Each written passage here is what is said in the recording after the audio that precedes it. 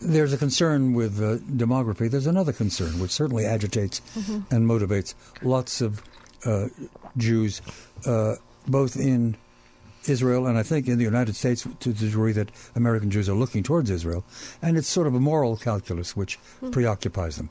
The feeling that after all, these people were there in larger number than we were. We came, we established ourselves. That's legitimate, but we must be sensitive to our having uprooted many, many families. We must be sensitive to the very sense of grievance that still animates that vast community of a few million Palestinians, and they have the right to call themselves Palestinians.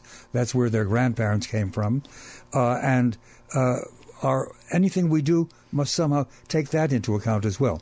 And that kind of thinking, that mode of orientation to the whole issue, is very visible in what is being said these days in certain American Jewish circles, as you well know. There's an organization. It arose rather mysteriously and rather quickly, but it seems to have lots and lots of money.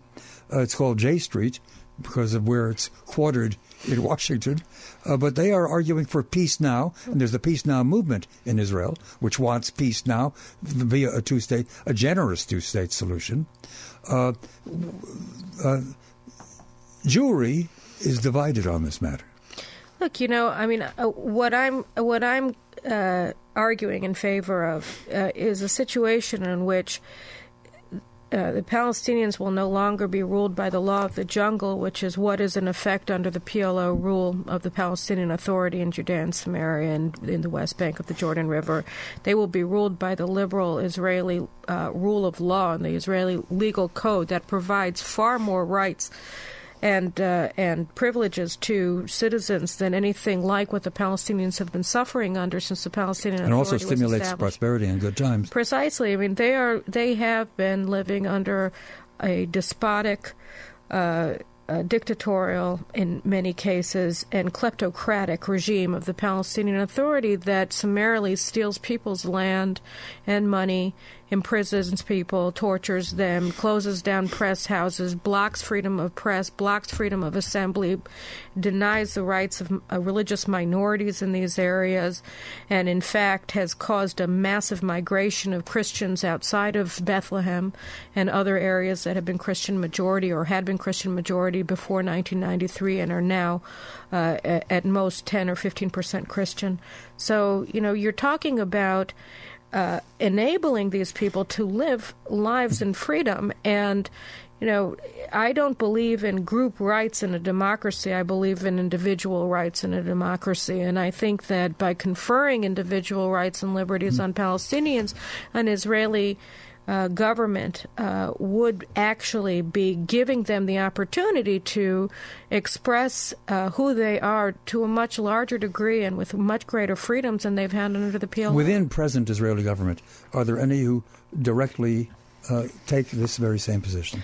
Yes. Look, right now Who are they? Well, for instance, the member of Knesset, Dani Danon of the Likud, has put forward a bill in the Knesset calling for Israel to apply Israeli law to large swaths of these areas.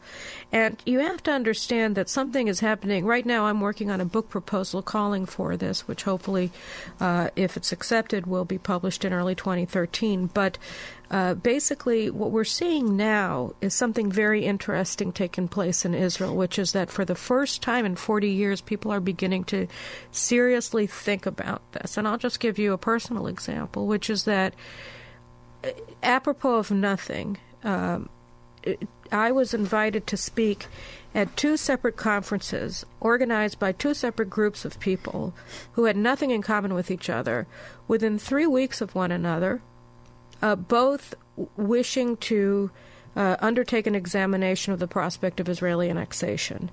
And, this is a big deal that people are suddenly starting to talk about this because the two-state solution, so-called, has been so discredited by events that people are starting to say, well, what else can be done?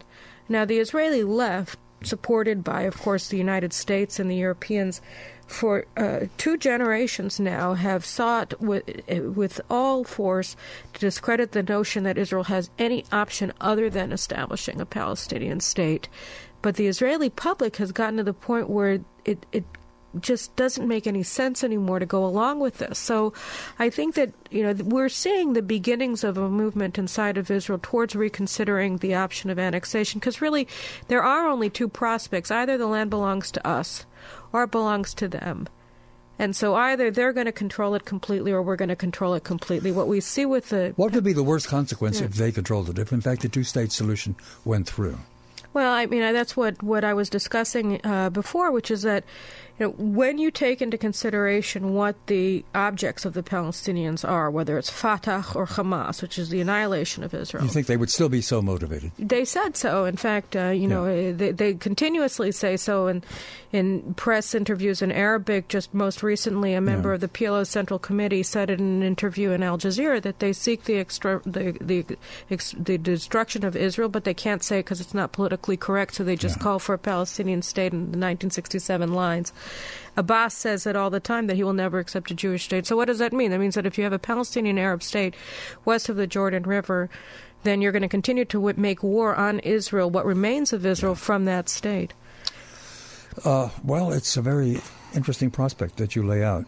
And in some ways, I must confess, though I've, without too much significant thought, gone along with the notion of a two-state solution, as I've been reading lately, I more and more see this as a set of very realistic considerations that must be given close attention. But it does surprise me that the prime minister, that the premier of Israel, Benjamin Netanyahu, who's always been a strong conservative from the days when we first got to know him as a representative in the UN, down through his first premiership and his public presence, and then his recent return to the prime ministerial office, where he's accomplished a great deal, that he has also endorsed the two-state solution. And I know you used to work for him. I think you've got your work cut out for you to try to persuade him. You're right, but I think that, two things have to be borne in mind. I mean, one of them is objective and the other one is subjective. Netanyahu objectively is dealing with a very difficult diplomatic situation vis-a-vis the U.S. government under the Obama administration, because the Obama administration essentially gave him an ultimatum at the time that he made the statement in September of 2009, insisting that he embrace the cause of a Palestinian state, something that he had actually run against in the 2009 elections.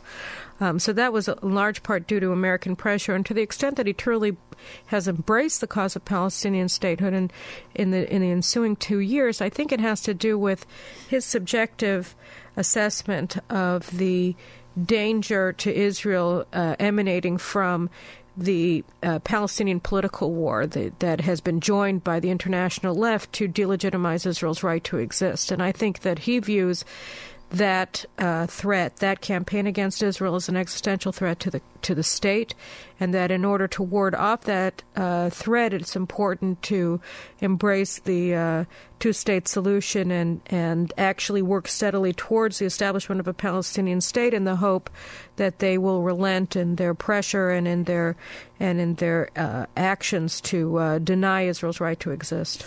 I'm afraid we're quite late for a batch of commercials. Therefore, we pause instantly. When we return, I want to play a portion of the confrontation to the Oval Office between Netanyahu and President Obama. All of that to follow right after this. Extension 720 with Milt Rosenberg on 720 WGN. I want to go directly to this material we've got recorded here. So just a word, Carolyn Glick, to introduce it. So what we're going to hear here is a confrontation that took place in the Oval Office in May, when Prime Minister Netanyahu came to visit Obama. And while Netanyahu had been on the flight to the United States en route, Obama had blindsided him by giving a speech at the State Department where, for the first time, he called for an Israeli withdrawal to the 1949 armistice lines, which, as we've discussed, are completely indefensible. So Netanyahu came to the United States, was faced with a fait accompli by the U.S. president, essentially dooming his country to disaster. And what we're about to hear is how he responded to it.